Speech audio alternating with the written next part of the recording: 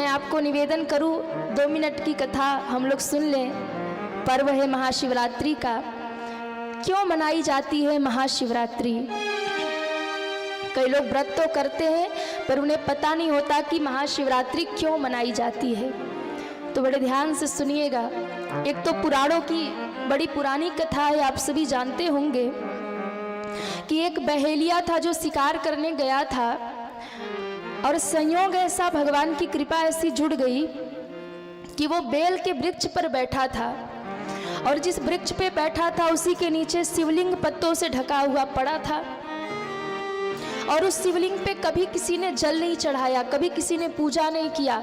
संयोग से महाशिवरात्रि की रात थी और वो बहेलिया उसी वृक्ष पे बैठा था।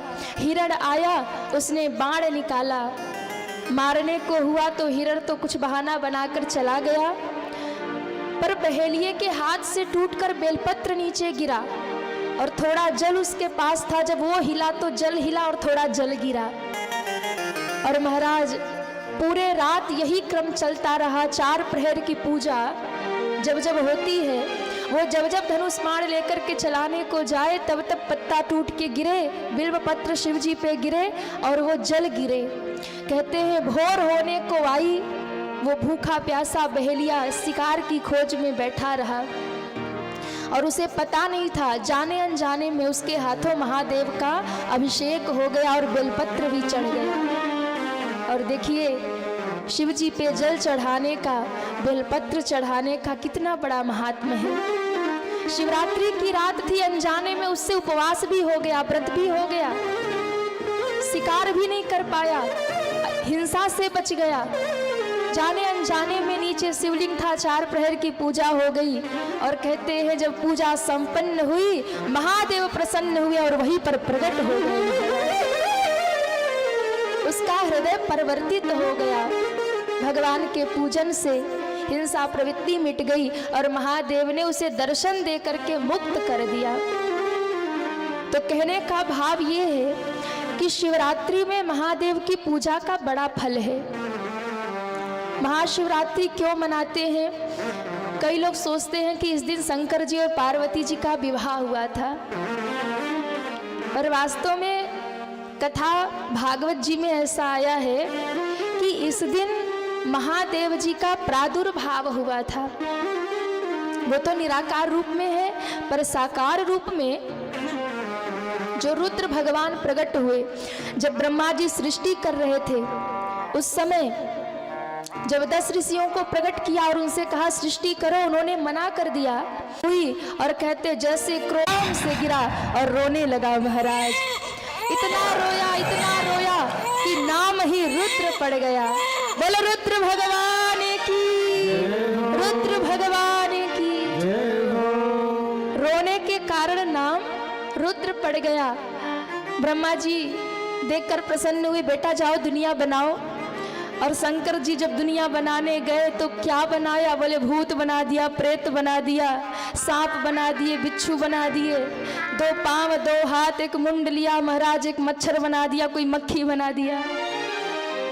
अब भूखे प्यासे भूत प्रेत ब्रह्मा जी को ही खाने दौड़े। ब्रह्मा जी ने कहा भैया तुम अपना काम चेंज कर लो। क्या? तुम सृष्टि बनाओ नहीं, आज से तुम प्रलय के देवता होगे, तुम्हारे लिए यही अच्छा पड़ेगा, तो आप प्रलय करिए। तो बड़े प्रकट हुए। उसी दिन को महाशिवरात्रि के रूप में मनाया जाता है। शिव महापुराण के अनुसार कथा आती है कि इस दिन जो शिवलिंग की हम पूजा करते हैं, ये शिवलिंग का प्रादुर्भाव भी महाशिवरात्रि के दिन हुआ और शिवलिंग के रूप में जब महादेव प्रकट हुए उसी दिन को हम महाशिवरात्रि के रूप में मनाते हैं। तरीके से कहले तो हमारे भोले बाबा का हैप्पी बर्थडे है शिवरात्रि के दिन, महाशिवरात्रि के दिन। और कहीं कहीं कुछ ग्रंथों में ऐसा भी मिलता है कि विवाह हुआ था, पर ज़्यादा मान्य ये है कि भगवान प्रकट हुए थे। वैसे वो सर्वकाल हैं पर एक स्वरूप में प्रकट हुए। भोले बाबा जन्मा है, उनका जन्म नहीं हुआ है। भोले बाबा आदि देव है लेकिन एक स्वरूप में भगवान लिंग के रूप में प्रकट हुए महाशिवरात्रि के दिन।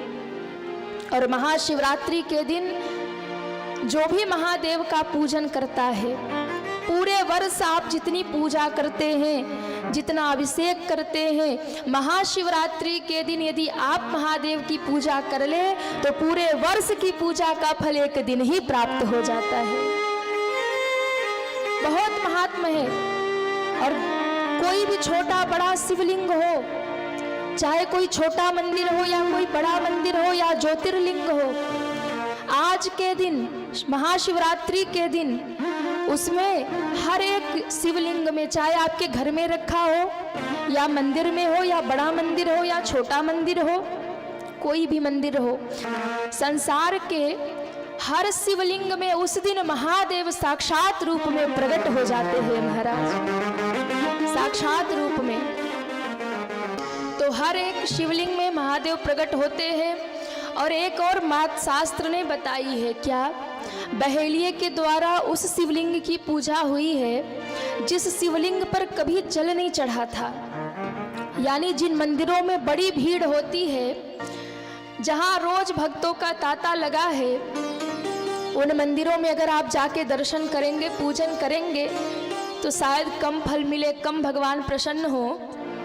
लेकिन शास्त्र और संत कहते हैं जिस मंदिर में कभी कोई नहीं जाता है, जिस मंदिर में कभी कोई दीप नहीं जलाता है, अगर उस मंदिर में जाकर के फल मिलता है, वो उस मंदिर में जाकर पूजा करने का फल मिलेगा, ऐसा संत जन कहते हैं। तो जिस मंदिर में कभी कोई ना जाता हो, वहाँ जरूर जाकर पूजा करनी चाहिए, वहाँ जरूर जाकर भगवान को स्नान करना चाहिए। मैंने कल भी निवेदन किया था, आज भी निवेदन करेंगे। आप सभी कथा सुनते हैं, अच्छी बात है, अपने जीवन में भगवान को जोड़िए। यहाँ मंदिर में आरती होती है शाम के समय, थोड़ा समय निकाल कर आप आरती में सम्मिलित होइए। इतना बड़ा जीवन जिस भगवान ने दिया, उनके लिए हम थोड़ा सा समय निकालें। थोड़े समय के लिए आइए, भगवान के सामने खड़े होइए, भगवान को कहिए, प्रभु हम आपके हैं, हम आपके सामने आए हैं। और जो भी आरती का दर्शन करता है ना, आरती क्या है? जो हमारे जीवन के आर्त यानी दुख का जो हरण कर ले, वही भगवान की आरती है महाराज।